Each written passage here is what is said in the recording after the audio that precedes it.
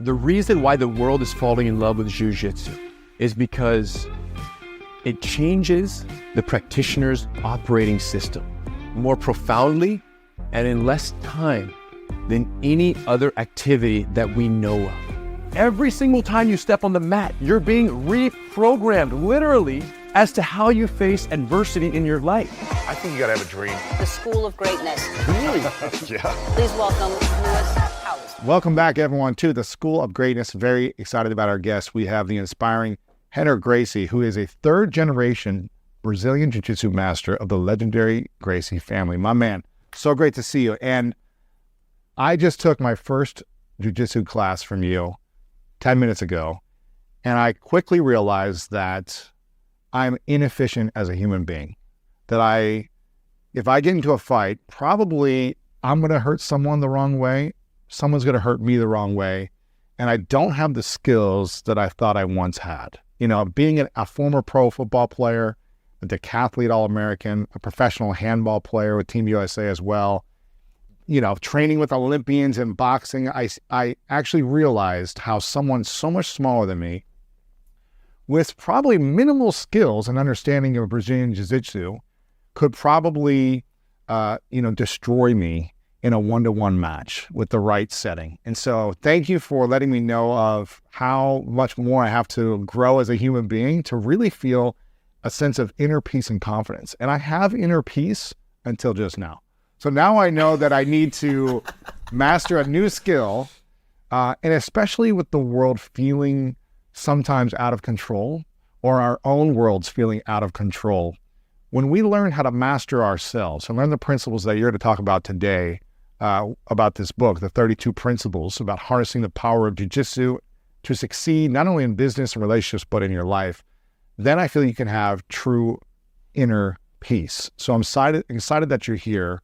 And before we dive into the book and into the background of how you became a master through your family and through your grandfather, who was, I guess, one of the founders of the UFC, why do you think Brazilian Jiu-Jitsu is something that everyone should at least take a boot camp of classes over any other type of fighting techniques? Yeah. Well, thank you for having me, and thank you for trusting me to guide you in that first lesson. You didn't break my arm, which is good. Right. You didn't strangle me. I almost felt like us sitting down to talk about principles of Jiu-Jitsu applied to life and business and relationships.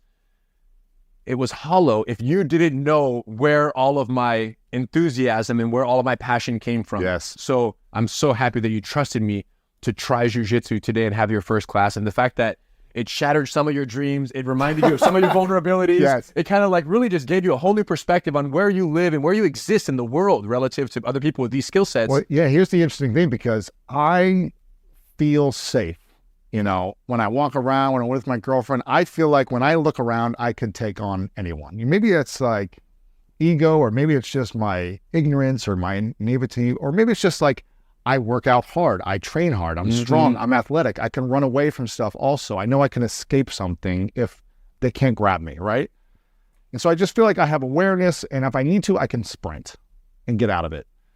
But now noticing that if someone comes behind me and grabs me, I may not have that skill. If they put me in a chokehold real quick, I may not know what to do. And that's a scary thing, knowing that when there's a scenario that you could have control over, but you don't, that's a scary thing to be aware of. And it doesn't mean I'm like terrified now. It just means, okay, there's more to learn. Well, and furthermore, you're not just feeling, this idea of I could escape, I'm an athlete. That's one thing. There's another liability in all of this, which is if you were to get into a fight, because remember, if you run from the fight, your girlfriend is still behind you, and she's not as fast as you. You can't leave her in the train station, and while you run upstairs and go get, she's in trouble too. Yeah. So if a violent situation were to happen and you choose to intervene, the problem is, as athletic and powerful and strong as you are, you're more of a liability than an asset. Right. And I think that's what you realize today as well, as we went through these techniques, is like in all the situations that we contemplated, and I said, what would you do here? And you're like, well, I would just punch from here. What you have to realize is you break your hand, you break their face, as we discussed, you brutalize the person. So at the end of the fight, even if you won the fight, you lost the war, because you go to the hospital with a broken hand and the medical bill and you get served that lawsuit later for excessive use of force. Because look how strong and big you are. Yeah. Any jury's going to look at you and say, why did you do that to the poor guy who spit on your girlfriend? You see what I'm saying? You went from being the victim to being the culprit. So you're a liability because up until this point in your life, starting today with your first jiu-jitsu class, you only knew how to fight fire with fire. Starting today, you learn how to fight fire with water. Wow. Let's go. It's great, man. You feel me? We'll put some of this B-roll in from it as well. We'll have the full workout and demonstration on another video linked up as well. Now, in terms of why it's addicting, right? In terms of what's all the buzz about, what's all the hype about in terms of jiu-jitsu, I think it's very profound in everyone who does it, but for those who don't, it's very misunderstood. The reason why the world is falling in love with jiu-jitsu is because it changes the practitioner's operating system more profoundly and in less time than any other activity that we know of. Explain. Yes. So what that means is there are some profound psychological shifts, reprogramming that happens once you start doing jiu-jitsu that you'd be hard-pressed to find anywhere else. And there are three. Number one, how you face your problems. Number two, how you face other people, adversaries. And number three, how you face yourself. Okay, when we talk about facing your problems, conventionally speaking, if someone were to walk into this room right now and there were two people fighting, one person was on the top, one person was on the bottom, automatically the bottom person's losing the fight, top person's winning the fight. Mm-hmm. That's an automatic. Automatic. Two random people? Or Yeah, even if we were fighting, even if you and I were fighting and I was on the bottom, right? They would walk in and say, look at this big guy on top of this little guy. He's losing, he's winning. It's automatic. Now, in jiu-jitsu, not only is this not true, but in a very real sense, the opposite is true.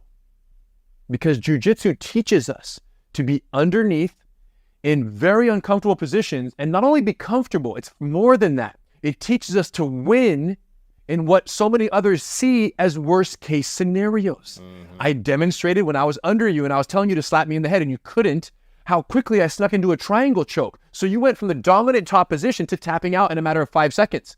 And you didn't really know what happened to you. And my point is to the general public, they don't understand that you can be in a worst case scenario and win. And when you practice jiu-jitsu, it reprograms your brain to that reality. Number two, how you face other people.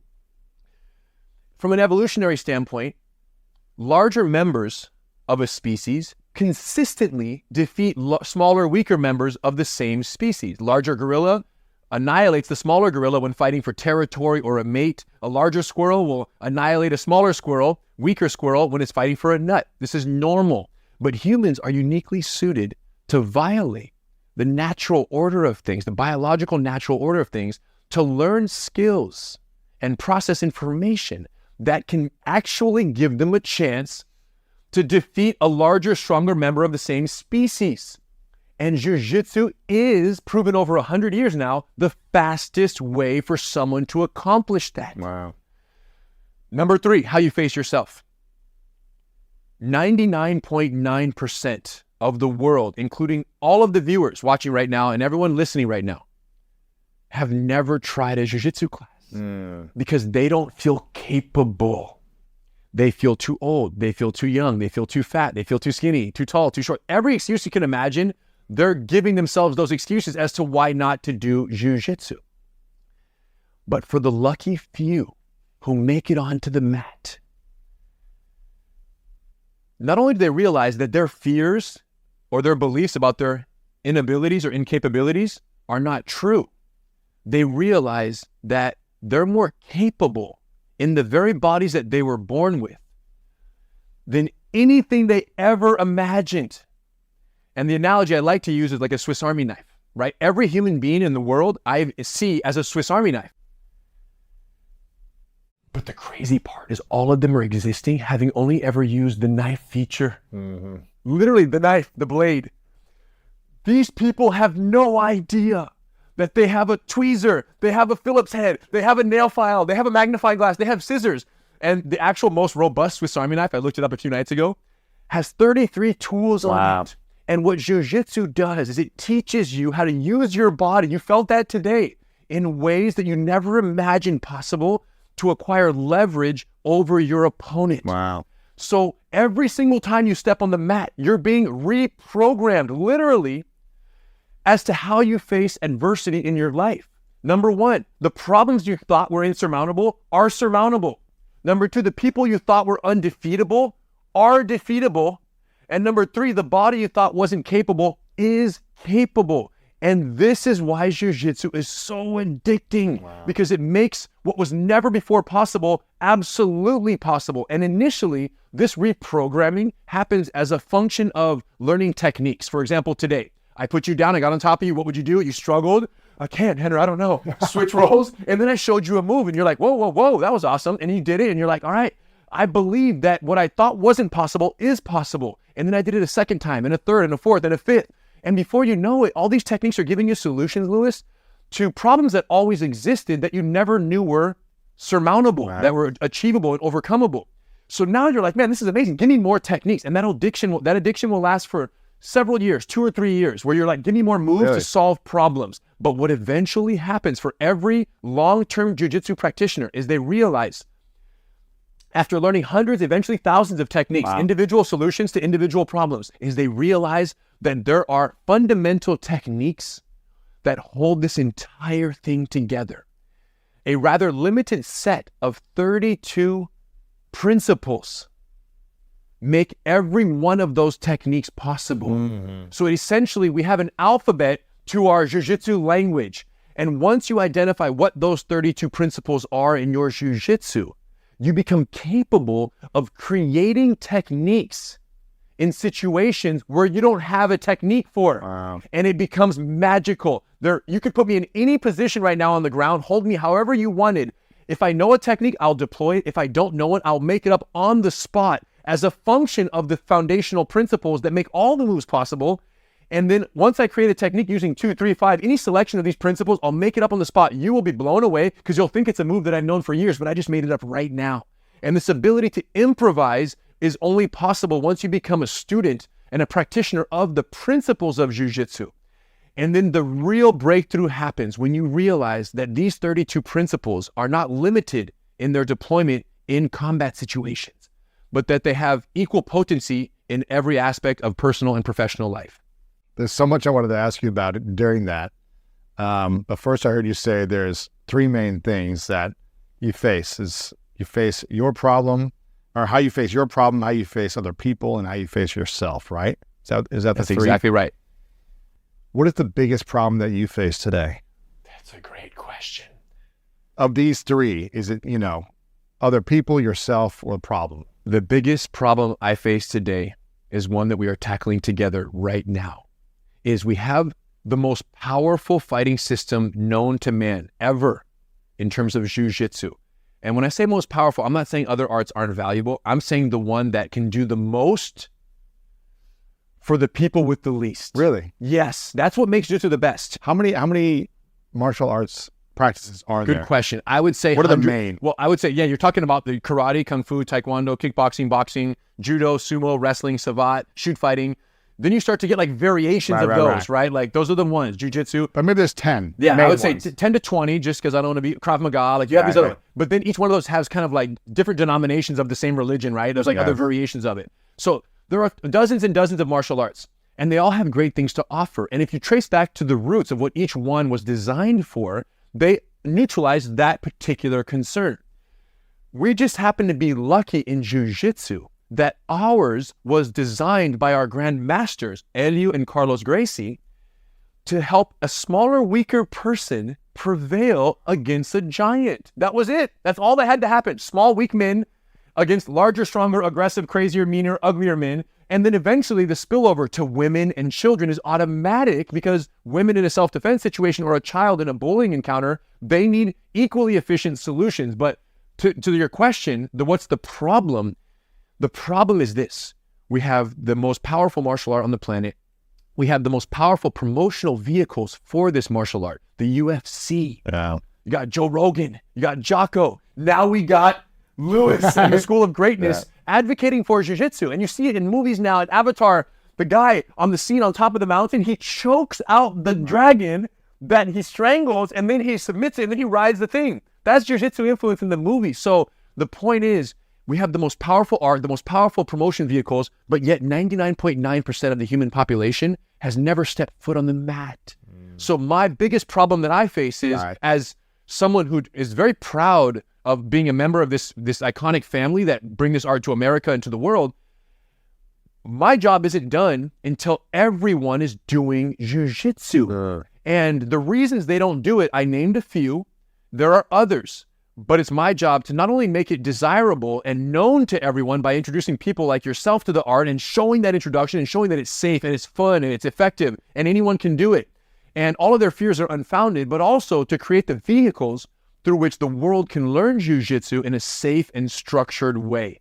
Because there are lots of jiu-jitsu schools, and unfortunately, it's such an unregulated industry that many of them teach jiu-jitsu in ways that are both confusing, unsafe. Injuries happen quite frequently, and also contextual relevance isn't always the case when people are learning. There's a lot of emphasis on aspects of jiu-jitsu that do not give a brand new student the sense of confidence and empowerment that you were introduced to today, and that we try to do with every one of our students that we help learn this art. So of all the, call it 20, 30 different martial arts, you get a black belt the same size in jiu-jitsu versus a black belt of the same size and weight and shape in another martial arts, the other top martial arts, which one typically would win? Jiu-jitsu every time. Really? 100 years have proven it.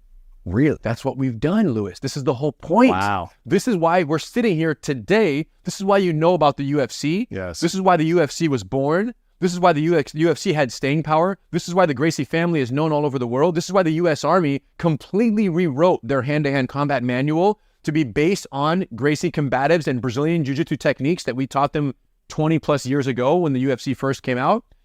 Or now 30 years. So this is the whole point. This is why this is so remarkable. And I'm saying this not to be boastful. I'm saying this out of pride and excitement of the fact that I'm part of a family that has completely flipped martial arts on its head. And when people ask, what's the biggest thing that the Gracie family has done? I think that the Gracie family has completely violated and redefined the distance from which a fight is fought. For the longest time, you think Chuck Norris, Bruce Lee, movies, Hollywood really influenced, but they're doing what looks good on camera. And as any actor or fight choreographer will tell you, what looks good on camera and what really works are two separate things, right? Like my wife worked for the WWE for 6 years. So camera versus reality, it's a whole different world. It doesn't look good when you're just laying on top of someone. No, it's not glorious. It's unremarkable. It's boring. Now, why though, when I watch the UFC or the Ultimate Fighter, it seems to me like they're always standing up and they're always punching, kicking. They're keeping their distance. They're trying to get the elbows in the face. So what has happened? Why don't they just all do Brazilian Jiu-Jitsu? It's been 30 years. They all do Brazilian Jiu-Jitsu. So, for example, my brother and I are both black belts, and when we spar, it's like two grizzly bears, right? And no one really has an advantage. If you make one mistake, you get caught. But for the most part, it's a draw, like very tight, and it wasn't always. I'll tell you that story separately. Like he beat me up for many years, and then I had a breakthrough. But the point is, it's very neutralized. So what you see today is everyone does Brazilian Jiu-Jitsu. They're all great at it. Everyone's great at wrestling. Everyone's great at kickboxing, right? But here's the whole point. In the world, the population of the world, not everyone can kickbox because we don't want to get punched in the nose. And not everyone can wrestle because it's a relentless sport that is incredibly unforgiving. And there's a reason why you graduate high school and you're done wrestling, maybe a little college, but after that, your body simply can't take it. And it's injurious. It's so intense. Unlike Jiu-Jitsu, which my grandfather did till 95 years old on the farm, training till the very end. So the beauty is, MMA is a great vehicle for promoting Jiu-Jitsu and the arts, but the general public looks at that and what they say, Louis, is they go, I don't want to get down. I don't want to do this. It's too violent. I don't want to do that thing in the cage. But what I'm here to say, and why we've done Gracie breakdowns, we have a YouTube channel with 500 million views of people who want to see videos of how these techniques come to life, like we did today, where the technical side of it, and then my goal and my cry at the end of every video is, listen, it is for you. You can do Jiu-Jitsu. You can do Jiu-Jitsu. It's for all of us. But someone has to convince them to get off the couch, step on the mat for the first time. And the teacher that is trusted with that first class has to make sure they don't get hurt, they're safe, And what they learn makes sense to them, like it did for you today, where you say, wow, when's class number 2? Right.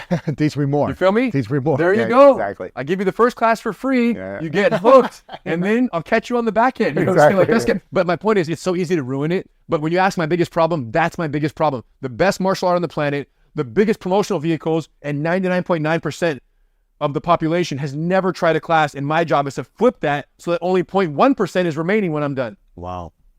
So did your grandfather start this martial art, or how did this actually come about where he learned these things and made it, a thing? Yeah. So my great uncle Carlos Gracie was introduced to jiu-jitsu as it was practiced in Japan by a Japanese immigrant who went to Brazil. Once he learned this Japanese art, he became very fanatical about it. He loved it. But my Carlos was the oldest brother. My grandfather was the youngest brother. So while his older brother started practicing and were quite effective in their practice and having fun, they started teaching it in Brazil. My grandfather was the little runt of the family, and doctors prohibited him from doing any athletic activity because he suffered from vertigo type the conditions where he could run and he would pass out from exhaustion. So he was limited. So he dropped out of school in the 3rd grade, and then he basically is sitting watching his brothers practice all day, every day as a matter of course. So his brothers were training. He was only observant. One day, a student showed up for a private class with Carlos, the oldest brother, but my grandfather was there to watch, but Carlos was absent. So the student says, he's just there, Carlos, no Carlos, no Carlos. Elio, my grandfather, was there to observe, around 16 years old. And Elio said, hey, Carlos isn't here. If you would like to, I'll go through the class with you and just go through the techniques until my brother shows up. What do you say? And the man, much older gentleman, said, yeah, of course, kid, let's go. They do the class. They complete the class. Carlos shows up very apologetic at the end. And then the student says, hey, no problem. In fact, I had a class with your younger brother, and if you don't mind, I would like to keep training with him from now on. So a student promoted my grandfather to a teacher. Then off he went. He's having the best time of his life learning jiu-jitsu, but he's realizing there's certain limitations in these techniques for his body that made it difficult with his limited physique to be effective. So adaptations began. So that was the Japanese jiu-jitsu. It's kind of coming in, and yes. now you're transitioning. So what's Gotcha. happening is the emphasis and the techniques and the prioritization of leverage and timing and patience and energy efficiency over brute strength and speed and power. That shift is happening in their hands. And my grandfather went from the youngest brother to becoming the family champion, such that Carlos was now organizing challenge matches against every martial artist you can imagine in Brazil. Wow. Was challenged by my grandfather. Some accepted, some did not. The Brown Bomber, Joe Louis, the heavyweight boxing champion in America, went to Brazil. My grandfather challenged Joe to a fight, and Joe did not accept the challenge. So this is what's happening in Brazil during this era, way before the UFC was ever even dreamt of. So then my dad is born into this legacy of fighting, and his brothers. My grandfather had 9 children. Carlos had 21 children, 30 kids, 105 grandchildren between the two of them, including myself. So my dad is born into this fighting legacy. From day one, you're learning jiu-jitsu. He comes to America after graduating law school in Brazil, comes to America in 1978, gets established right down here in Hermosa Beach, Southern California, and every person he meets, he invites for a free class. And then that person invites another friend. They get a free class. The friend gets a free class. Everyone you tell gets a free class. And before you know it, the garage is full. And during that time, challenge matches are happening where people who practice multiple martial arts are like, hey, they go tell their karate master, come to Torrance and come try this. Come to Hermosa Beach. This jiu-jitsu stuff is really good. The karate master says, no, I don't agree with it. I don't think it would work on me. They come back and tell my dad, my master doesn't think this would work on them. And my dad goes, hey, well, tell your master. And if he ever wants to try it out, it'd be my pleasure. Right. And then the master gets told that and they say, yeah, I accept the challenge. And then they show up in the garage. Wow. And these challenge matches are happening. No rules, no referee. It's just a fight on a mat. Anything goes. Do whatever you want. We fight until someone's knocked out, broken, or taps out, or gives up, whatever it is. And they would get choked out like this time and time. Oh my gosh, bro. These guys are practicing breaking boards for 30 years. They simply cannot believe that they cannot land one punch for their life. They can't land one? One. Why can't they? Distance management, like I showed you. Yeah. When we talked about the Mike Tyson situation in our class. Whoever manages the distance manages the damage that can be done. And the reason why people get knocked out in fight is because they stand at the striking range. You know this from being a boxer. Yes. From standing at a striking range, and they give and they get, and they give and they get.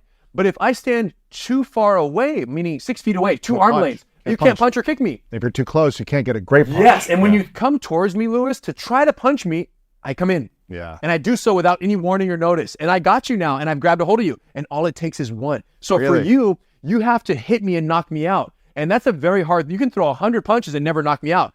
I just have to grab you once. Right. And if I grab you, your life is over. Unless I choose to spare your life, which I will because I'm a compassionate human being. But my point is, I can do whatever I want with you once I grab you one time. And this is what happened in all these challenge matches. So you, right now, versus Mike Tyson in his prime, you would win every time.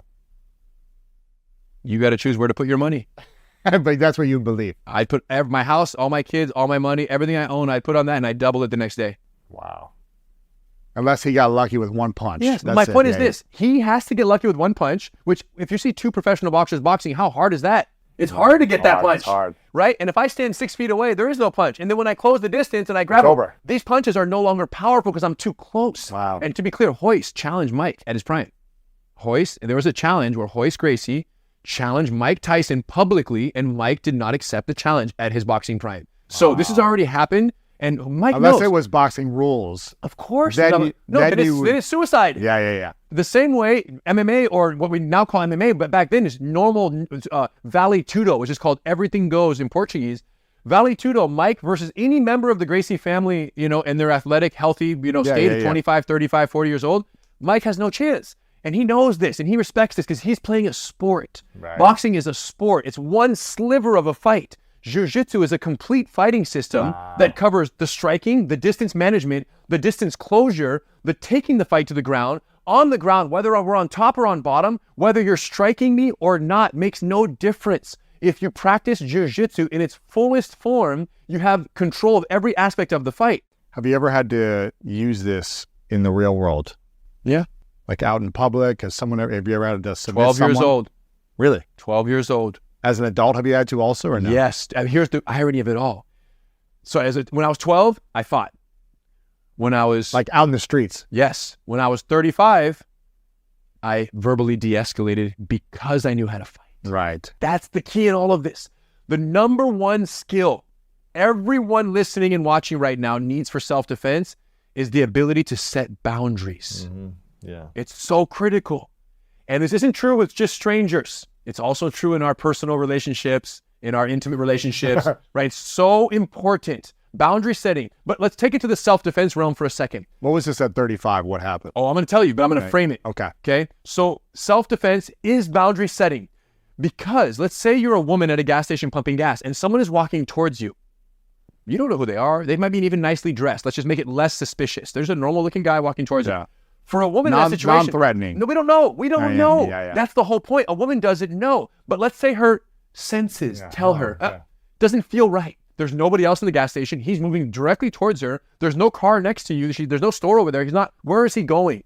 So if she starts to feel that feeling, the number one thing she must do is turn and look directly at him and say, don't get any closer. Wow. Set a boundary. Stay right there. Yeah. If he takes one more step, I said, don't get any closer. She has to escalate. Because when you set a boundary, you've now created the opportunity to reveal intention. If you don't set a boundary, you don't ever have a way of assessing truly the intention. If you say, hey, don't get any closer, and he backs up and says, I'm so sorry, ma'am, you dropped this. Right. I was going to give it to you, but I can see that I shouldn't have walked towards you when you're by yourself. I'm so sorry. I'll leave it here. No harm, no foul. Everyone's happy. Everyone went home safely. Amazing. Or if you say, hey, don't step any closer. And he takes one more step by saying, but ma'am, I just want to make sure if you need any help. I don't need any help. Stay where you are. You see how he tried to give her the runaround, the conversational web, we call this. When he tries to give her that runaround and wrap her into that web of random mumbo jumbo question and answer, and just random conversation to trick her to get closer, he's trying to get closer so he can take action without being detected. The point is, you'll never know that it's game on until you set that boundary. So when we teach women, when we teach children dealing with bullies, and even when we teach men in a road rage incident, I'm going to say, guys, you guy gets out of the car, he might be upset. You need to tell him, stay right where you are. I can see you're upset. I'm going to take my car out of this parking spot because I know you can see that you think it was your spot, but don't take one step closer. And if he takes another step, guess what? It's on. Do you understand? You set a boundary, you reveal the intentions. Here's the problem. Here's the problem, Louis. It gets worse. Whether it's a child, whether it's a woman, whether it's a man, People don't set boundaries that they aren't capable of enforcing. They're false boundaries. Yeah, they're hollow. Right, they're hollow. You can't say, don't take one more step. If them taking one more step, You're screwed. your whole system's going to go, you're going to hardwire and you're going to trip out and run in circles and run. Do you understand? You don't have the backup. Yeah. So here's what this is all about. Learn how to fight so you never have to fight. Yes. That's the whole game. I don't get into fights as an adult because I'm so empowered with jiu-jitsu that there isn't an altercation that I can't verbally de-escalate. It doesn't exist unless someone is in the act of violently assaulting someone, Yes. in which case I will intervene and put out that fire with water and compassion. And I'll protect the aggressor, I'll protect the victim, and I'll protect myself. We all go home, no one goes to the hospital. That's my ability and my commitment if I have to intervene. So unless, of course, I have to use a higher level. I'm not to say that if I don't catch you in an arm bar and you have a knife in your hand, the arm is coming off until you drop the knife. I'll take the arm off and I'll go home and hang it on my mantle. So to be clear, I have the ability, but I also have the ability to do everything I want to do without hurting Before anyone. that, yeah. Yes. And you never had to.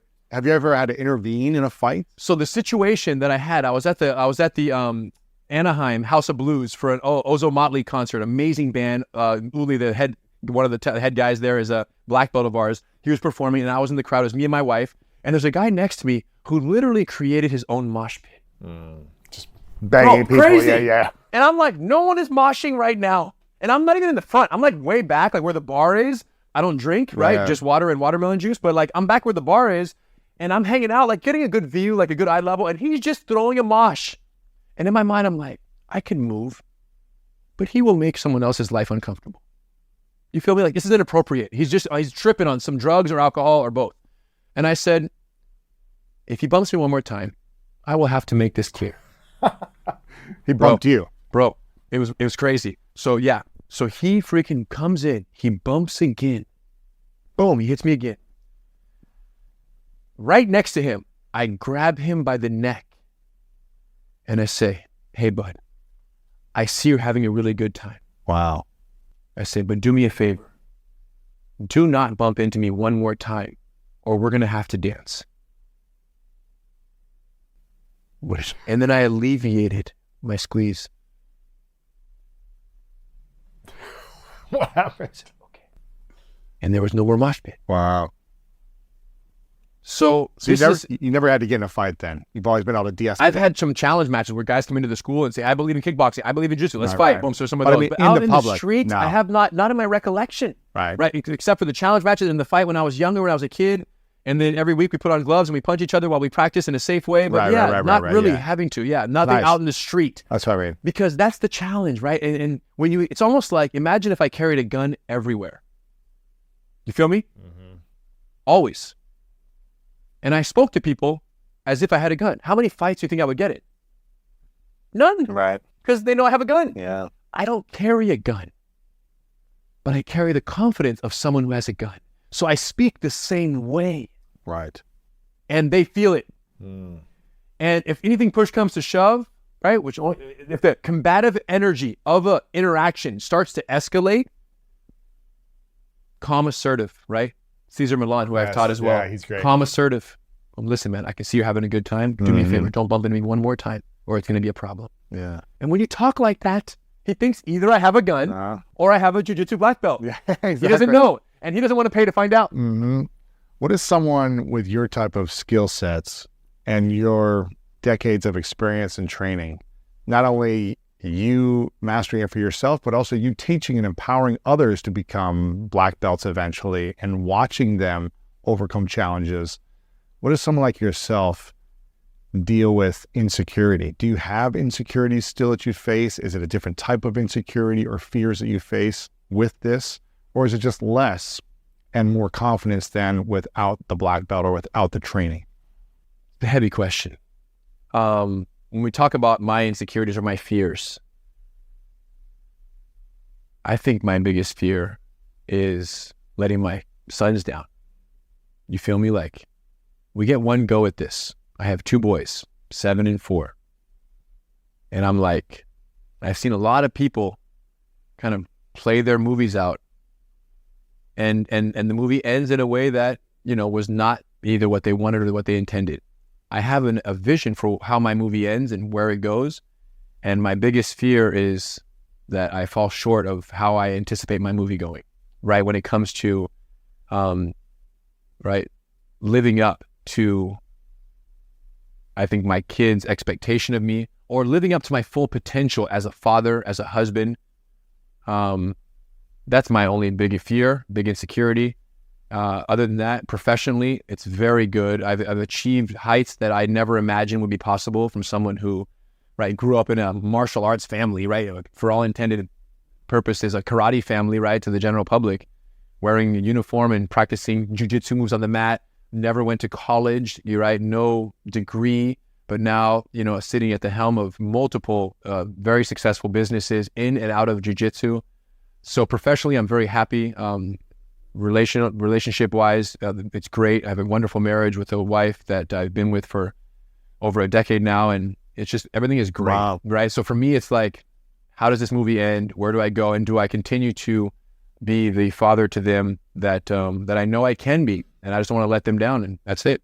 How do people, after they go through jiu-jitsu training for a while, how do their intimate relationships usually tend to go? Yeah. Maybe they're in a challenging one and they get out of it, or they improve it, or are people in jiu-jitsu single and divorced? Are they more like, okay, they see the value of actually committing and being in an intimate relationship and honoring your partner? How is the community overall with healthy, conscious relationships?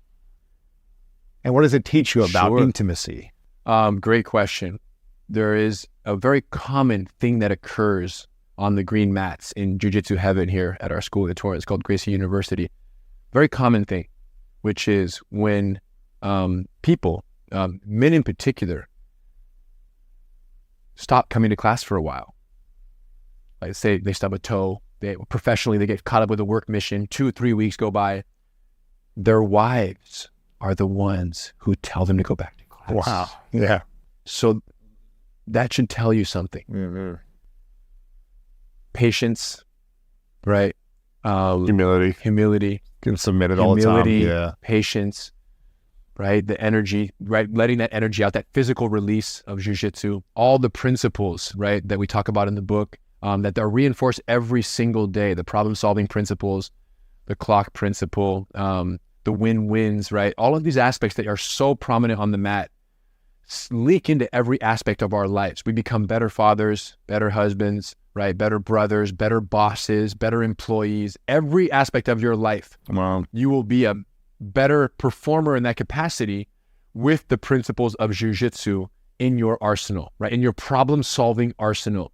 Because when you deal with adversity in the unique and effective ways that jiu-jitsu deals with adversity on a daily basis, you can't not allow it to spill into every other aspect of your life. Once you're efficient somewhere, you're efficient everywhere. How you are anywhere is how you are everywhere. And jiu-jitsu, it just reprograms us in the ways that I already explained, Yeah. such that when you go home or you go to the office or you're existing anywhere else, you're not the same human being anymore. You're different. You're wired differently. And this is where the addiction comes from, right? It becomes a new source of your, right, your mental and psychological programming. And if you detach from it for an extended period of time, it's a perishable skill, right? It's a perishable relationship. So it's one that we want to keep close to heart at all times. And the regular practice will constantly reinforce that.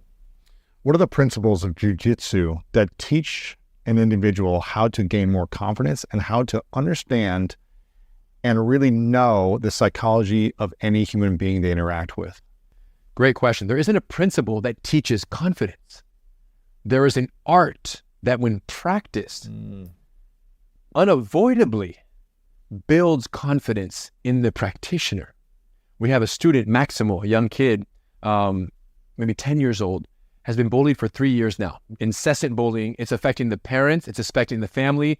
They've talked to the school. They've talked to the principals. They're on the brink of pulling this kid out of school. And then we came into the summer break right now, so it's a little breather, but they're literally on the fence. And they came in to Gracie University.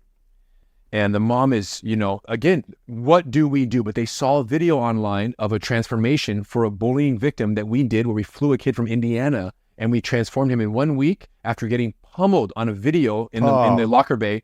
We transformed this young man named Austin, went home, never had problems with bullying again, completely transformed his life, became a U.S. Marine, absolute stud. Wow. And her whole life changed at Gracie University. So anyways, they saw that video. They showed Maximal, and he liked the video, and I want to do this. So he came to class, starts doing jiu-jitsu with us. It's been just the summer right now. He has 2 stripes on his white belt, which is like 20 classes. So very new. He was at Junior Guards, which is a lifeguard training program. He's a very good swimmer. And a friend, him and Ozzy, his friend, were hanging out. And another boy came over and was bullying Maximal. So was being quite aggressive with him, making inappropriate jokes and really making fun of him. And then Ozzy stands up and says, hey man, leave him alone. Kind of just steps in and intervenes there. And then the bully turns and starts attacking Ozzy, physically and verbally. And then this is Maximal's moment of truth. Oh, wow. Because he never asserted himself ever against this opposition, against this type of aggression. So he stands up, he puts himself between Ozzy and the bully and says, hey, if you're messing with him, you're messing with me. The guy throws his hands up, mumbles something, turns and walks off. Wow. For the first time in his life, Maximo just learned that on the other side of setting a boundary with powerful voice, powerful eyes, and powerful posture is freedom. He's free. He's free. The mom came in.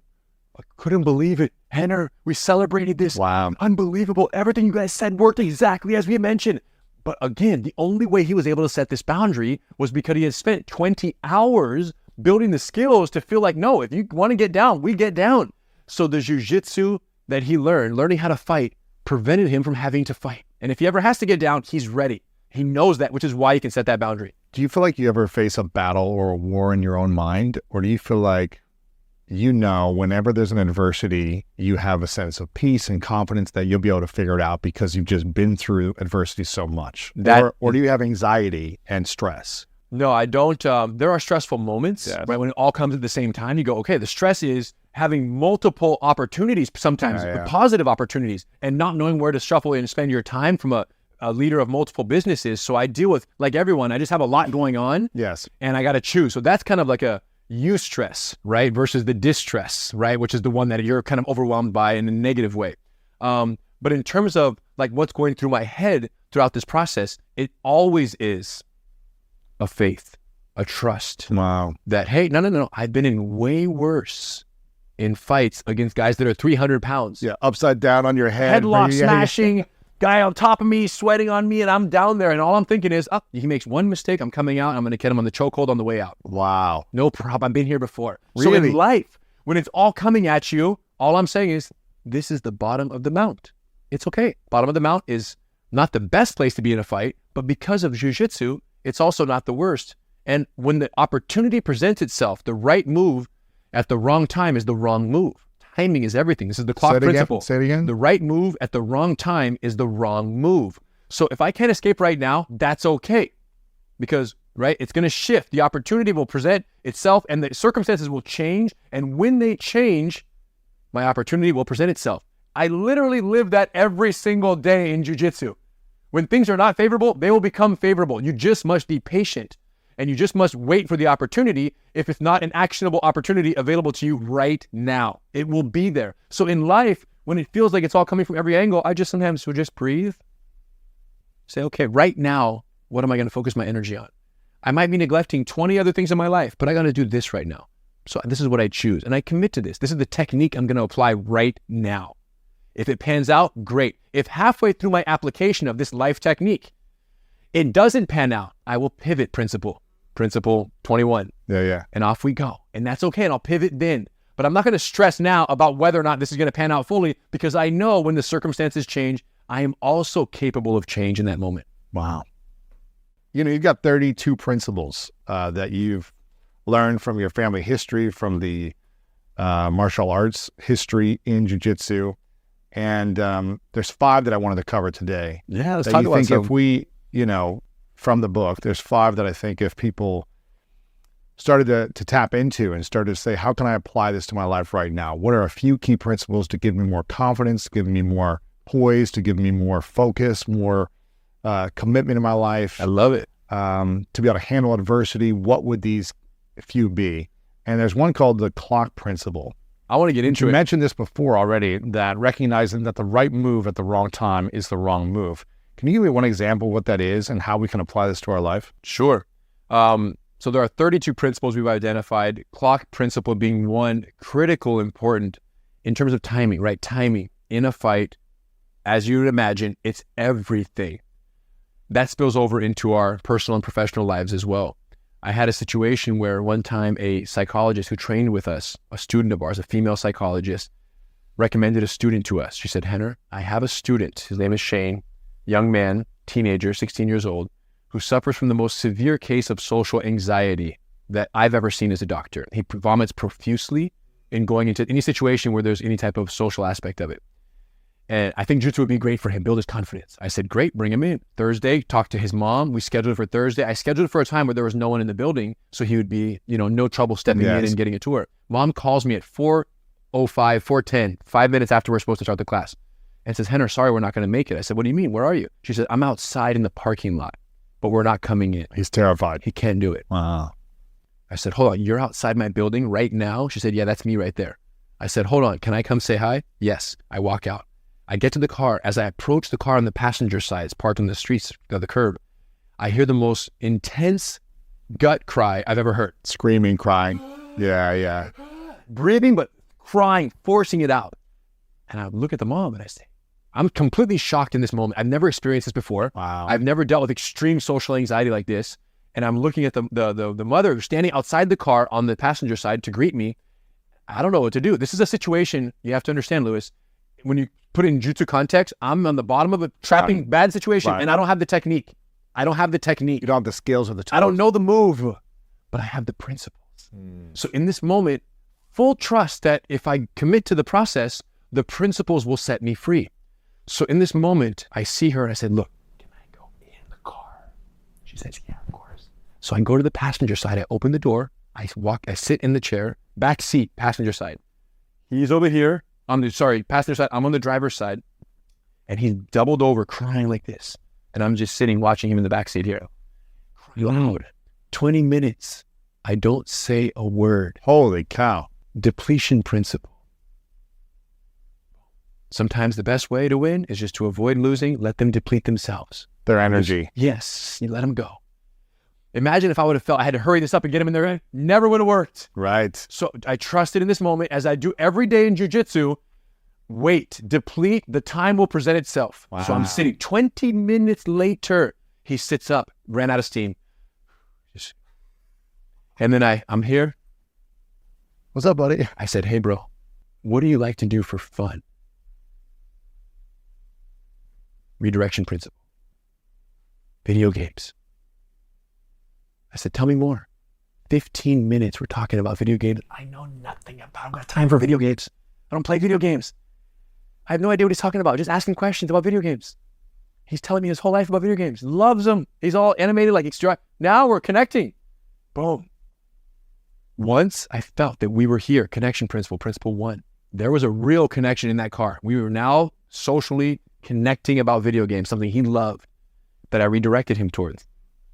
I said, hey, Shane, thanks for coming in. I said, we have a really nice facility and I'd love to give you a tour if you'll let me. Beautiful. Just show you around. What do you think? You like this? Okay. That's cool. I said, let's go. We get out of the car. We walk. We go in. I tour the museum, show some artifacts. I walk to the building. In my mind, at this point, all I'm thinking is, he cannot leave this building without doing jiu-jitsu today. Wow. I'm telling you, I'm sweating bullets inside. How do I get it? I got to get him on the mat. I got to get him to do jiu-jitsu. But if I say, hey, dude, you want to learn jiu-jitsu? He's running to the car, throwing up on the way out. I can imagine, right? So like, this is a high stress, we'll call it, an intense encounter where I'm on the fly pulling from my life of jiu-jitsu on the mats principles to try to get this accomplished, what I'm aiming to do for this kid. Because if he leaves without doing jiu-jitsu today, he's not coming back. Never. We're going to miss our window. So I walk in the locker room. I show him our beautiful locker rooms, like a spa, beautiful school. go outside. We're passing by the private training room. It's a room about this big, matted from wall to wall, mats on the floor. I open the door. I step in. Clock principle, the right move at the right time. I step on the mats with my feet, bare feet, and I say, hey, Shane, these mats are really, really soft. You should feel them. Take off your shoes and check this out. He complies. He walks in, steps on. I'm like, how about that? He's like, yeah, it's really soft. I'm like, cool. Mom, come on in. Shut the door. Got him. Wow. I say, Mom, have a seat. Shane, lay down in the middle right here. The exact same technique I showed you today. I mounted on him. We're friends now. We're connected. Yeah. And I'm getting very uncomfortable because I'm going to save this kid's life. That's my mindset. There's nothing that I wasn't willing to do in order to empower and free him from the condition that he's suffering from. Do you understand? Like, Yes. I'll be uncomfortable to save him. So I mount on him, which was, again, I don't know how he's going to react. Maybe he's going to crack and scream. I don't know. Who knows? So I mount on him with the biggest smile on my face and all the love in my heart. And I say, Shane, what would you do if someone was on top of you like this? Let's smile, love. He was like, I'll push you off. I'm like, give it a go. 10, 9, 8, 7. He's trying hard. Yeah. I'm watching his senses the whole time, verifying that I'm connecting here. I'm making sure he's okay. He's fine. Fine, I can't get out. Okay, cool. Let's switch roles. I toss him off in 1 second with the trap and roll. You know the move. Click. He's like, oh man, do it again. I do it again. He can't believe it. I show him second move, third move, fourth move, fifth move. An hour later, we're having the best time. He's doing jiu-jitsu. I look over to the corner. His mom is crying Wow, that's quietly. cool. Wow. Like just tears just falling. It's amazing. Doesn't say a word, the whole class. And I'm like, I could not believe it. I get up, we shake hands. Hey, let's see you guys on Tuesday, right? The next class. Next class, it only takes him 15 minutes to get out of the car. The third class, he comes back half the time. He goes into the locker room, he throws up, comes out, ready to rock. Wow. We're getting in there. I eventually transition him to another one of our certified instructors who guides him for the next several months. He goes into group classes now with other people practicing. He eventually earns his blue belt in jiu-jitsu, Wow. graduates high school, goes to college, lives a normal life, has regular friendships, and is now having a great life. Wow. The doctor has said, Henner, I've never seen this type of turnaround for this particular condition, this level of social anxiety. I've never seen it. This is incredible. Congratulations and thank you. And she sent us so many other students since then. That's cool. Then they start in private classes. Then we gradually introduce them. So this is depletion. This is redirection principle, all in the book. This is connection principle, using every resource we have to connect with them in a way that's meaningful for them. Yes. This is the clock principle above all, I believe. Because for me to be in there, not sure what I was going to do with this kid, and then the moment I was on the mat saying, hey, take off your shoes, come feel this. The right move at the right time will set you free. And that's what happened with Shane That's a beautiful story, on this man. fateful morning. I love that story, man. That's beautiful. Okay, what is this Kazushi principle? So thank you. Yeah, the Kazushi principle, we talk about it in the book as, you read that one or no? Let's pull it up. Seeking first to understand, then to be understood. There you go. That's our life definition of the Kazushi principle. And what this book aimed to do is there's the combat definition of each principle and applied in a fight. And then there's a life definition of the same principle. The book teaches us the life definition. But what I told the publisher is I said, look, jiu-jitsu is so physical. It's so visual. It's so auditory. I don't think I can accomplish all that I want to accomplish by merely writing about these principles on paper, ink on paper. So I'm only going to write this book if you will permit me to insert a QR code on the first page of every chapter So you can see the demonstration. so that they can scan it, launch it, River Principle, QR code. Wow. So every single chapter starts with this QR code. They agreed. And you scan it, you watch a 5 to 7 minute video in which we demonstrate That's cool. perfectly clear as the moves you saw today. Yes. The physical, the combat application of that principle. And once you see that and you go, oh, that's the posture principle. That's the river principle. That's the Kazushi principle. Perfectly clear in your mind. Then we segue into the book where you read about the life and business application of the very same principle.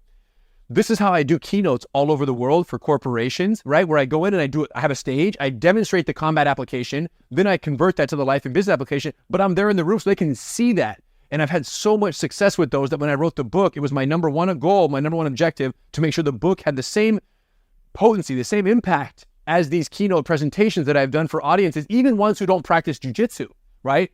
They understand what I'm saying when I show them.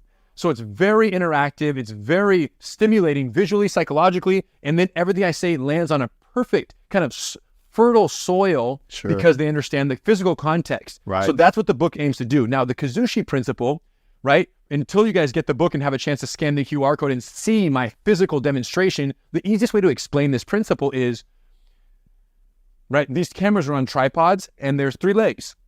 If you remove one of the legs, the camera falls. That's the Kazushi principle. You're breaking the balance of your adversary in a fight. You're aiming to off-balance them. Simple. There's 2 ways to do that. By removing base points or by moving their center of gravity to a position where they can no longer stay upright. Rather simple physical concept, right? And easy to demonstrate. When it comes to life, the Kazushi principle leans more on this idea of seeking first to understand, then to be understood. Now,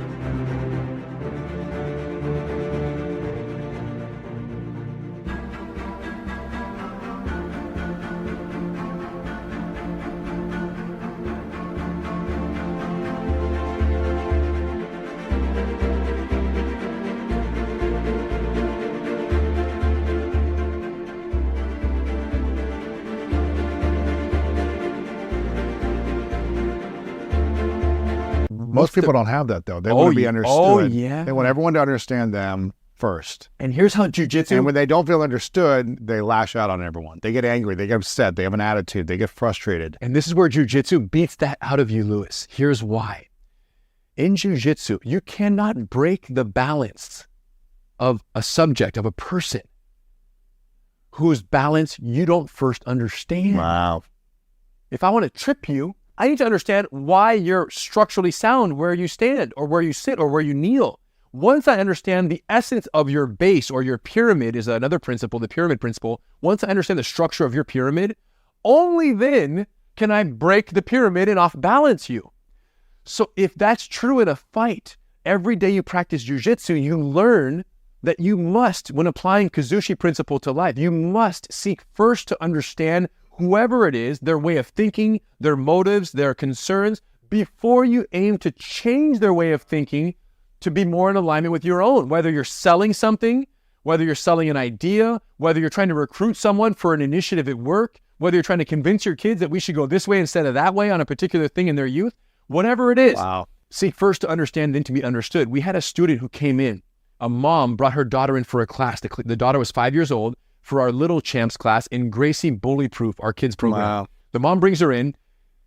Terrible first experience. I wasn't the one teaching the class, and I can say that now enthusiastically because we've changed everything to make sure this never happens again, and it's explained thoroughly in the book. Terrible first experience. She basically went on Yelp and she wrote this review that was the most scathing 1-star Yelp review I've ever gotten. Oh my gosh, I went in there, nobody noticed us, no one talked to us on our first day, my daughter got paired up with another girl, it was a terrible experience, this, that, and the other, all about why nobody noticed her when she was struggling with the technique, no one helped her, just scathing. And I read this after the fact. You get the little ping, Yelp, 1-star, holy cow, what is this? I read it right away. I went, hold on. My impulse was, how dare her disgrace us with a review like this? My impulse. That's the resistance that we naturally, we all, that's all it's the fight back instead of, no, hold on, Kazushi, jujitsu, yield, understand, acceptance principle. So in this case, I said, hold on, she's not wrong. She deserves better than what she got. I called all my managers to the office and I said, guys, listen to this. And I put her on speaker and I called the mom. Her name was Myra. Her daughter's name was Miranda. I didn't know what was going to happen. I'm going in. You called her randomly. Going in, coach. Wow. And I get on this call with her and I say, Myra, I see that you had a really unpleasant first experience with your daughter here. Can you tell me more about it? Oh, well, Henry, this is the owner? Yeah, this is the owner of the school. Oh, wow, thank you for calling. Yeah, I'm happy to. I want to know everything. Wow. Bro, she just let it go. Long talk, every detail. And I'm validating and I'm listening and I'm understanding and I'm putting myself in her shoes. I have kids as well now, so this is meaningful to me. So I'm going in with her all the way. At the very end, I say, Myra, I'm so sorry that this happened to your daughter. You trusted us with her first class and we did not deserve that trust. We did not uphold and we did not deliver the introduction to jiu-jitsu that she deserved from us. I said, let me say this. First of all, based on what you wrote and what we now understand, changes are already being implemented so that no student, boy or girl, ever experiences this once in the future in our Gracie Bully-Proof program. This will never happen again. That was the first and the last. I said, number two, that's for everyone else. For you, we need your daughter to get the introduction that she deserves. So what I'd like to do is I'd like to offer you a private session with myself. That's cool. And I want you, mom, to be there with your daughter. And I want to introduce you guys to jiu-jitsu the way it should be done. We did it. I brought one of our female instructors, Bobby, with me to assist. And we had the best class ever, laughing, playing games, jiu-jitsu. The mom was elated because she said, Henner, I always wanted to do jiu-jitsu. I couldn't afford it as a kid. And now I can for my daughter. So the fact that you brought me in to try this is amazing. Not only did the daughter continue after this, both of them continued learning jiu-jitsu. Cool. And I said, guys, one class, I'm glad you loved it, but I also want to sponsor a month of free private classes so that you guys can really get into the swing of things. And then after that, you can continue.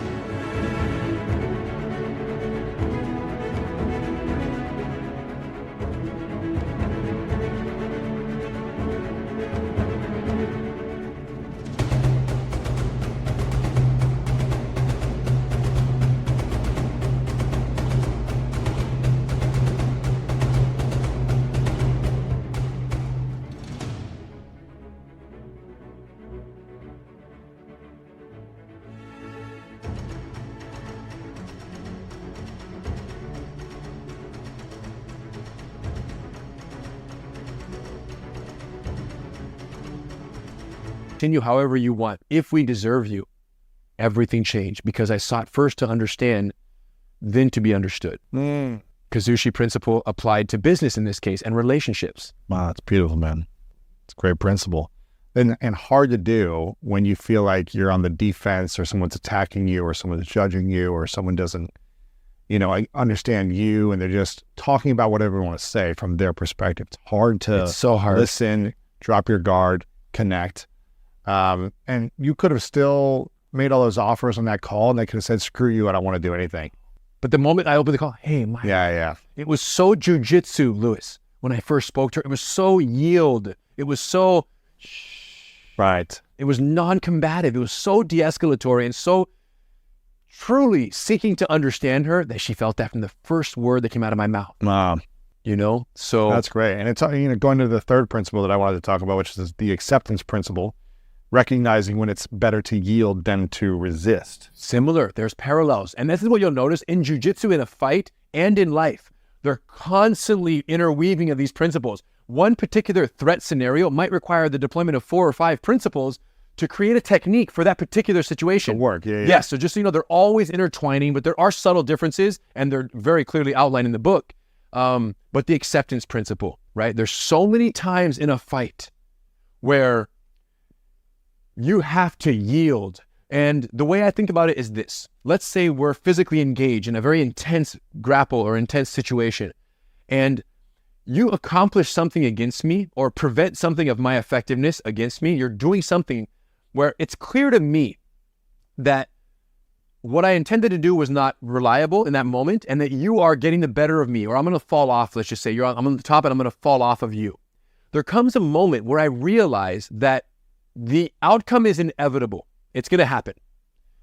Whoever's first to accept the inevitability of that outcome is the first to prepare for the result of that outcome. You feel me? So if at the 50% point of the move, I recognize that it's a lost cause, then I can either hold on for dear life and fight till 100, or I can use the remaining 50% of that window to begin preparing my counterattack. And then you might get on top of me, but I catch you in a guillotine choke on your way up because I accepted the inevitability of that outcome. Wow. This is as true in life and business as it is in a fight. You have to recognize where things are headed and then say, okay, this is it. Let's roll with this. That's beautiful. So for one situation here was my wife and I had a very intense discussion one night before we were married about parenting and about work in the household. Very interesting discussion everyone should have if they're thinking about getting married, which my philosophy was the one that I was kind of hammered with my whole life, which is women are cook, clean, don't ask questions, do everything else I don't feel like doing, and that is your existence, right? This is a Brazilian cultural indoctrination and like machismo type of very Brazil. So I grew up, that's in my DNA, to be clear, like inescapable. That's what you witnessed with That's your what I witnessed my whole life parents, growing up. That's grandparents, all I knew. It's the only model I knew was what my mom is there just hustling and bustling and doing miracles behind the scenes, but that's it, right? So anyway, so now I'm about to think about getting married with someone who I'm dating seriously for many years, and I say, babe, just so we're on the same page, like, you kids, I'm work, like, this is what it is. What she say? So hold on. We can't celebrate too much because listen. So it was really crazy because in my mind there was no other option. No, she sat down, bro. We sat down at 11:30 at 4:30 a.m. At 4:30 a.m. we reached the conclusion of this. Her point was, Henry, I understand that you're there. I grew up in a family. My mom is like in Immigrations and Customs Enforcement, ICE, U.S. ICE. She's a national, like a federal law enforcement attorney for the government. Her dad's a psychologist. Her brother's a scientist. Her sister's a psychologist. And she's a USC engineering grad on a full academic scholarship. All geniuses, this family. And she said, Henry, all I ever saw was my mom working 40, 50, 60 hours a week as a young woman growing up. Yeah. And I am who I am today because of that influence. And we're all healthy and we're all doing great. And then I internally at the moment, I'm thinking to myself, hold on. That's a good point. Her parents are still married. Together, they're healthy, happy. Which is the most remarkable part. Here I am, my parents are long divorced when I was 12 years old, right? I got a bunch of siblings. They're not doctors and psychologists and scientists. And like, you know what I'm saying? Like, I love my sisters and brothers, but you know, there's just, her record is impeccable. Mm-hmm. Working parents, both. Happy. Married, happy, love and respect for each other and for the kids and the kids for each other. And we're in a house, everyone's trying to choke each other every day. So I'm like, after 4.5 hours of her trying to convince me that there is an alternate way, I kind of saw where this was headed. I'm like, holy cow. How old were you then? We're early dating, so give it 10, 12 years ago. So I'm, mid-20s probably, 25, 27, when this discussion is happening. And I'm telling you, I went in ready for war because there was no way we were going to end. So we're having this discussion, and the conclusion becomes clear that at the end, she was so clear that, Henry, like, I don't want to offend your history, but the fact is there are other ways of raising a family, and my family's model is great, and I love my family. We all love each other, and we're all successful, and it worked. Yeah, I wish my mom was home some more, yes, but guess what? The influence of her not being home and killing it was good for the family. It was good for leadership and set a great example for me. I went, wow, I can't argue with that. So here was my final statement to her. I accepted. The acceptance principle kicked into gear. And I said this, I said, Eve, I can't argue with what you're saying.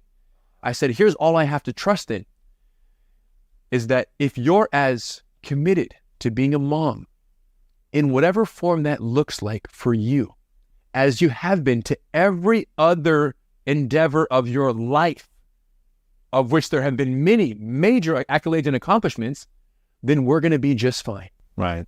I have to trust. Right. And I did. And I was right. And today she runs Gracie University. She's the head instructor for Women Empowered. She's amazing on every front. We have a great marriage. We have great kids.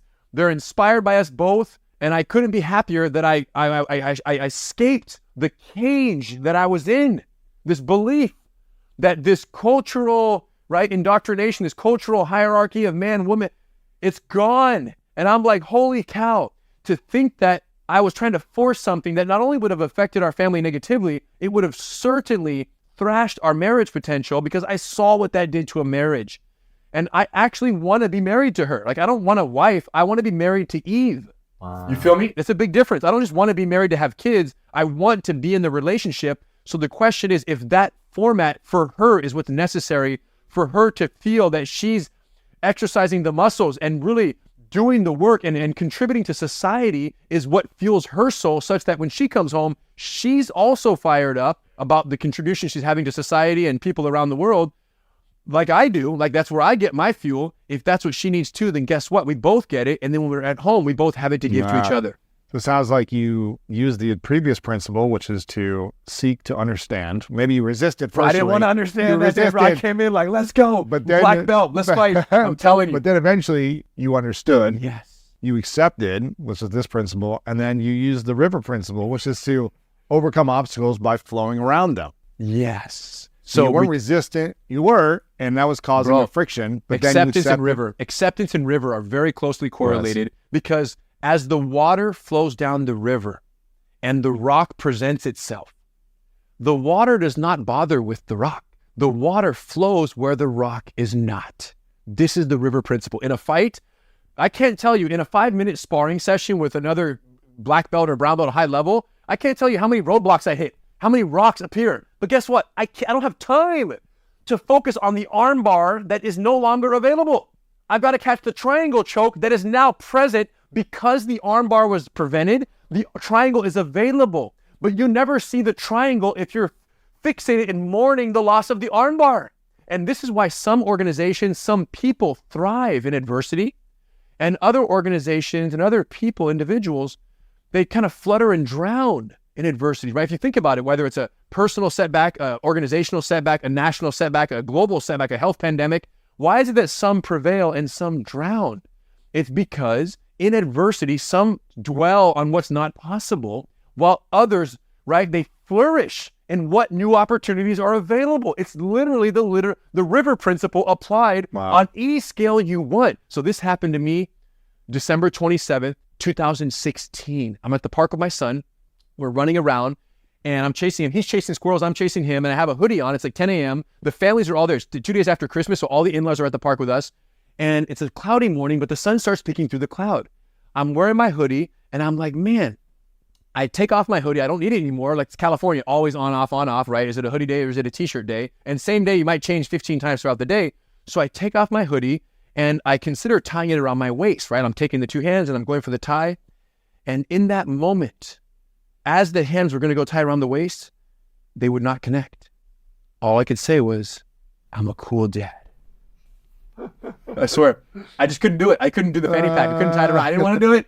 Hey, I didn't want to do it. So I took it and I draped it over one shoulder, and then I bent over to pick up my son, like, loosely over one shoulder. It fell off the shoulder and it fell on the wet grass. It was so frustrating, bro. In that moment, I'm like, are you kidding me? Here I am trying to not be fashion faux pas, and I pay the price with the hoodie getting a little muddy on the wet grass in the morning. This is so ridiculous. So there was that moment of frustration. There was the rock. I picked up the hoodie. I picked up the kid, called the in-laws. We left. I got home. I took the hoodie that I was wearing. I took a pair of scissors, shoestrings, paper clips, and duct tape, and I disappeared. All the in-laws are there. Everyone's having a good time. Brunch. We're all there. I'm gone. 30 minutes. I'm gone. No one even knows where I'm at. They don't even notice I'm gone. I come out of the office 30 minutes later with a functioning prototype of a hoodie that turns into a fully functional backpack. That's cool.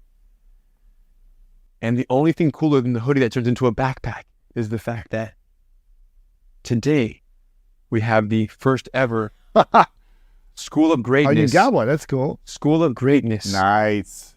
Custom quick flips. I like it. So the listeners will have to watch the YouTube video, but for those who are on YouTube or the channel checking it out, inside goes your hoodie, one tuck, one turn, and out comes your fully functional backpack. That's epic.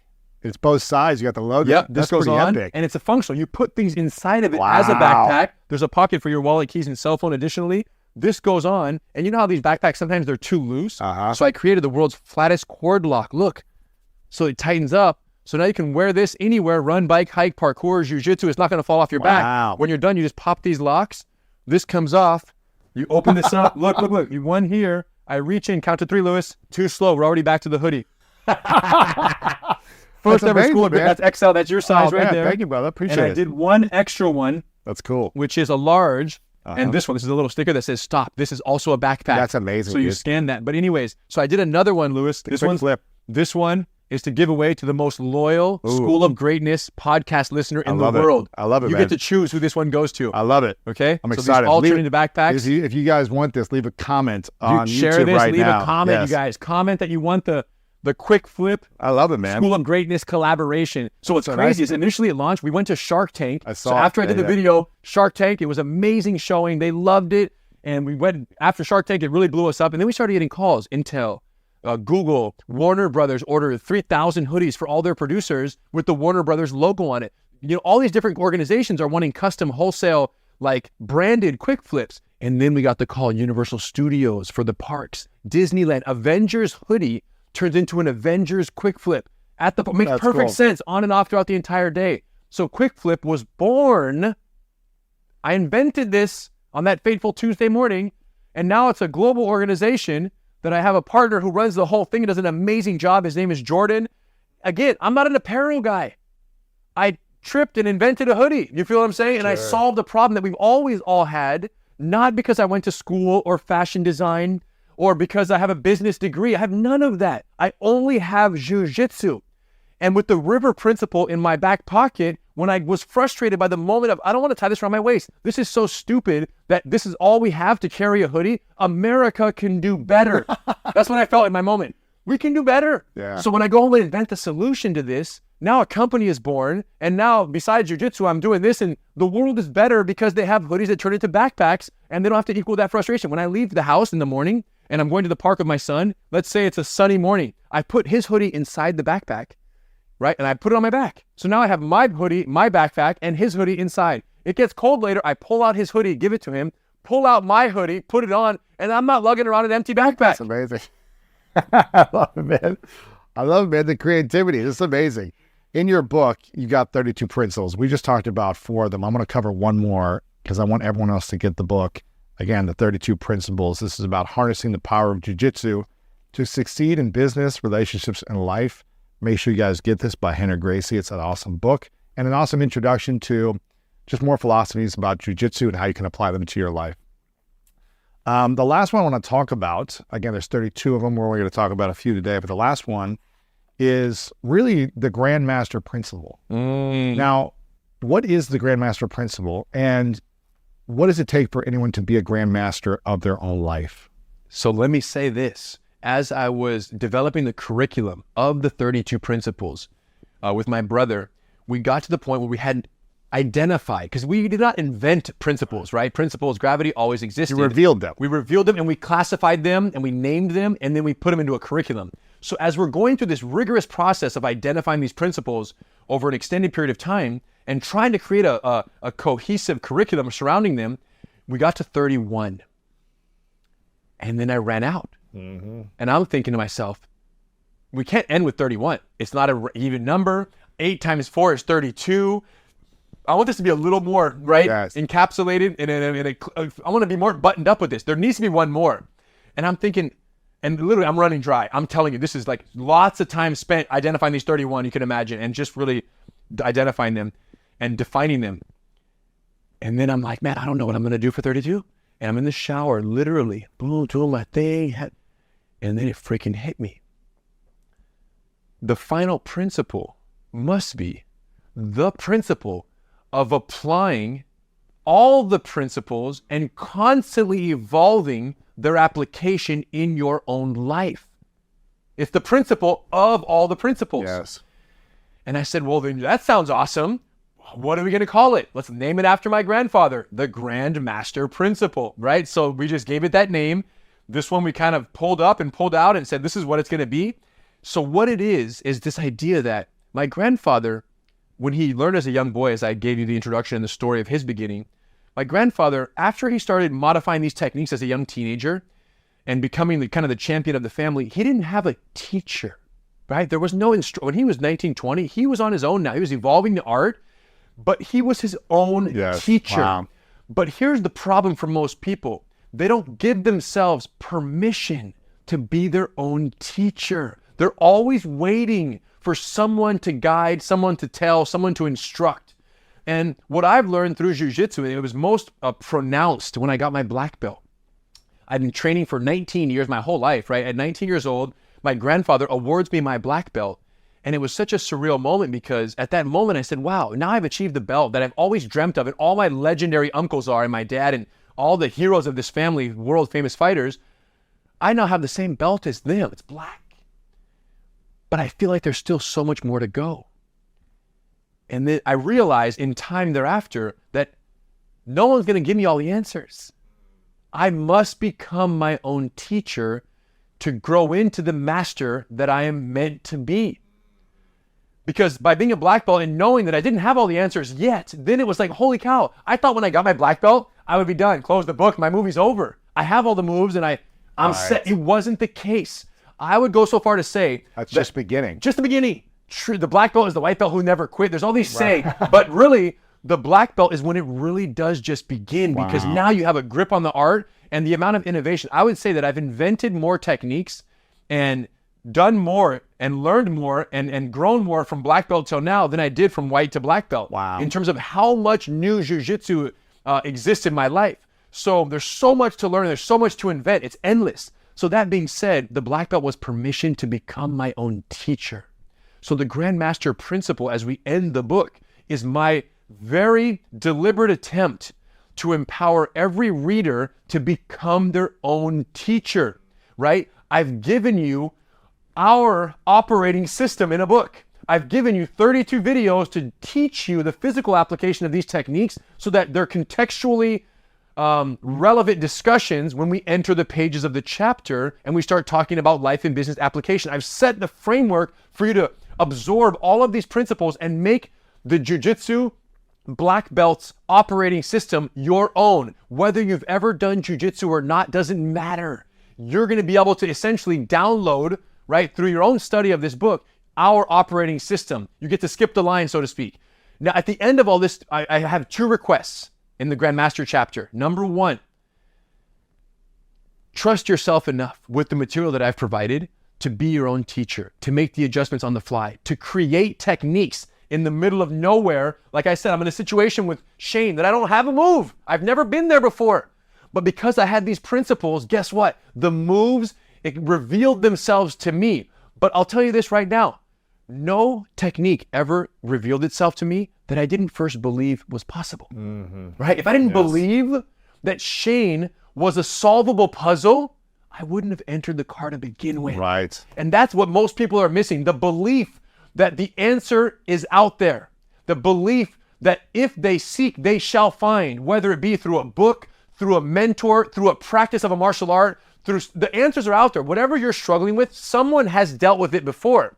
Now, you can pursue that information, reconnaissance principle, and gather that information, or you can trust that it exists, put yourself in the trenches, and let yourself reveal the answer on your own. That's another viable option. But you need to have an operating system that is designed for dealing with adversity. And that's what I think this book does above everything else. The second request, as I wrap up the book, is please give jiu-jitsu a try. Because, of course, as I said in the very beginning, my number one problem, as I said in the beginning, 99.9% of people know jiu-jitsu, but have never given it a try.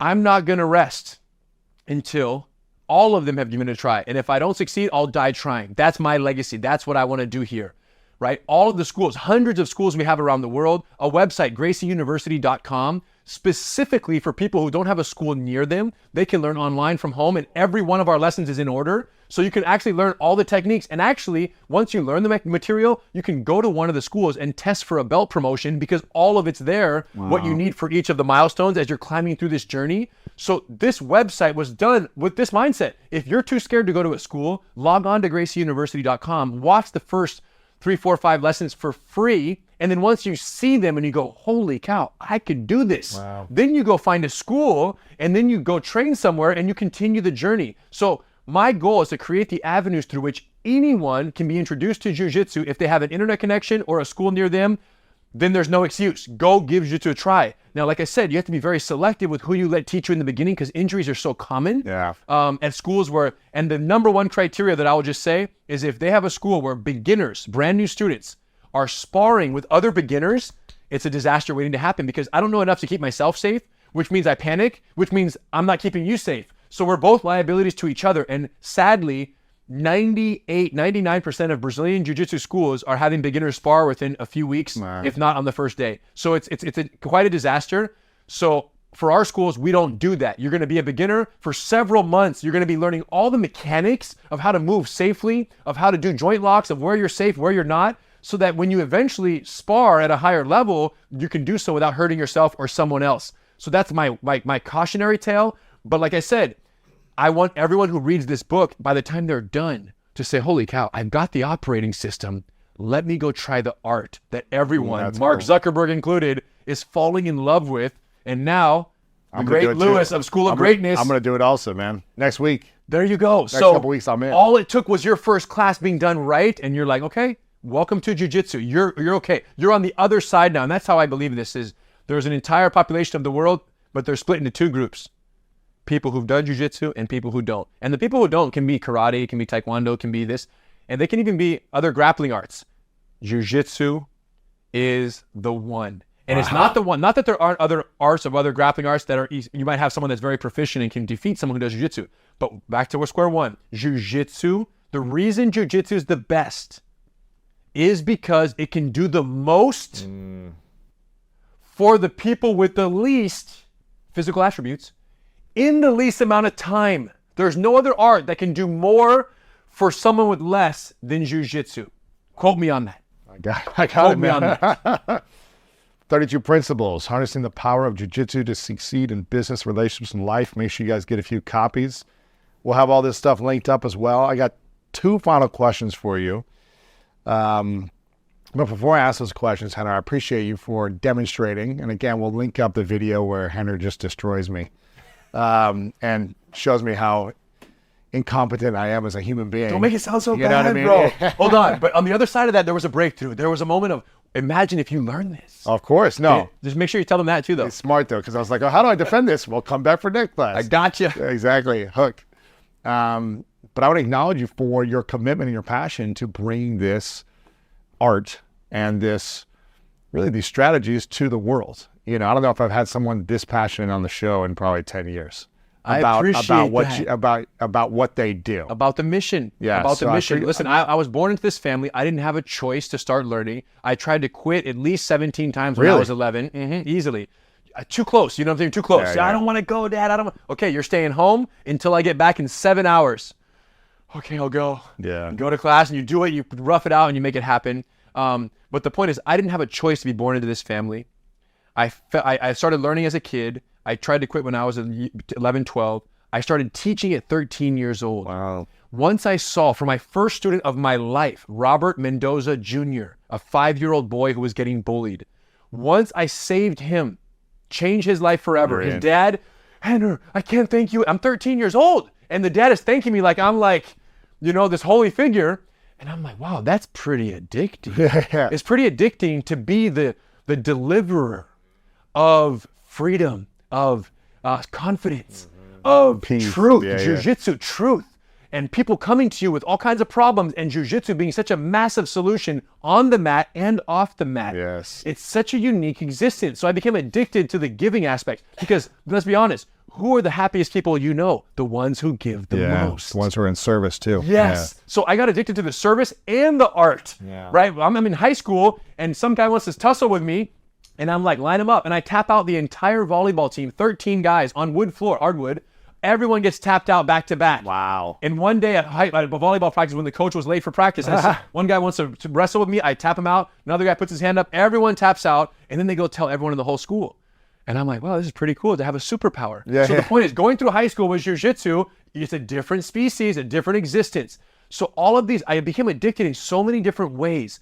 And then when I started seeing how these Jiu-Jitsu principles started to serve me entrepreneurially, right, as a growing Jiu-Jitsu business, and then many other businesses, Quick Flip, Sleeperhold.com, the travel pillow that I invented, you start to get addicted to the fact that, wow, if I apply Jiu-Jitsu, not just on the mat, but I apply it everywhere, this is crazy. So now it's done so much for me, both as a practitioner, as a disciple of the art, and as a deliverer, a messenger of the art, that all I think is, man, every single person that I touch and I infect with jiu-jitsu and I bring into jiu-jitsu, their life will forever change because of my enthusiasm, right? The energy, or what the world calls the energy. Energy. Where do you think you'd be if you were just, not just, but if you went through school as maybe an elite athlete in volleyball or swimming or some other sport, and you never did martial arts? Where do you think you'd be now if you never did martial arts? Bro, that's like asking to strip the hydrogen away from H2O. You just can't. There's no water without hydrogen. Do you understand? There's no henna without jiu-jitsu. It doesn't exist. I didn't have a choice. And I'm glad I did not. Yeah. Because everything good in my life today, I attribute to jiu-jitsu and these principles and their impact personally and professionally. So you can't separate what is actually inseparable. Right. It fundamentally becomes something different. Yes. So then we're talking about a different movie, a different book, a different ending. I don't even care to know that person. I don't even care to know the henner without jiu-jitsu, because it's just another human being. And I could have excelled in many other categories. Great, as you've done as well. But you can't even call him henner with an R, pronounced with an H. You couldn't even do that because he's not a member of the Gracie family. He's not got this crazy name pronunciation. Wow. Everything falls apart without jiu-jitsu, bro. I got to get more of this energy in my life, you know what I'm saying? This is a question I ask everyone at the end called the 3 truths. So imagine a hypothetical scenario. You live for as long as you want to live in this life, and you get to accomplish and create and experience all the beautiful things that you want. But for whatever reason, it's the last day for you in this life. It could be 100, 200 years away, whatever it is. And you've got to take all of your messages with you. This book is gone. This interview is gone. Every training program you've ever created, video, content, gone. No one has access to you anymore, except for 3 final truths that you get to share with the world. This is all they remember. What would those lessons be, or those 3 truths be, if that's all people had?